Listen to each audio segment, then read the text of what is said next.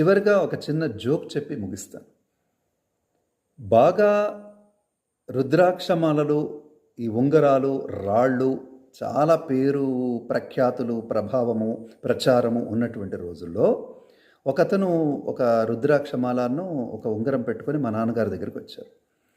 వచ్చేసి ఆయన అన్నారు, "చూసారా అయ్యగారు, నేను ఈ రుద్రాక్షమాల శ్రీశైలం నుంచి తెప్పించుకున్నాను. అలాగే ఇదిగో ఈ రాయి, ఉంగరం కూడా తెప్పించుకున్నాను. ఇవి పెట్టుకుంటే బాగా కలిసొస్తుందట. మా స్నేహితులందరికీ చాలామందికి కలిసొచ్చింది. అందుకే నేను కూడా ధరిస్తున్నాను. నాకు కూడా కలిసొస్తుందంటారా?" అన్నాడు. అంటే మా నాన్నగారు ఏమన్నారంటే, అది చూసి, తప్పకుండా కలిసొస్తుంది. నువ్వు వద్దన్నా కలిసొస్తుంది." "అవునా? నిజమా? మీకు తెలుసా?" అన్నాడు. "తప్పకుండా, నాకు తెలియడం ఏంది, అందరికీ తెలుసు." "ఎట్లా?" అన్నాడు. "ఆ రుద్రాక్షమాల ఎవరి మెడలో ఉంది? నీ మెడలో ఉంది. ఉంగరం ఎవరి వేలికి ఉంది? నీ వేలికి ఉంది.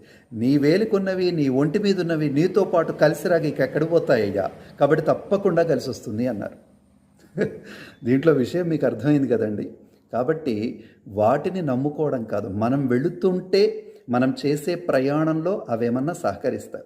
అట్లా అని ఈ మాలలకు అసలు విలువే లేదా అంటే, శాస్త్రం అంగీకరించిన మాలలు మూడే మూడున్నాయి.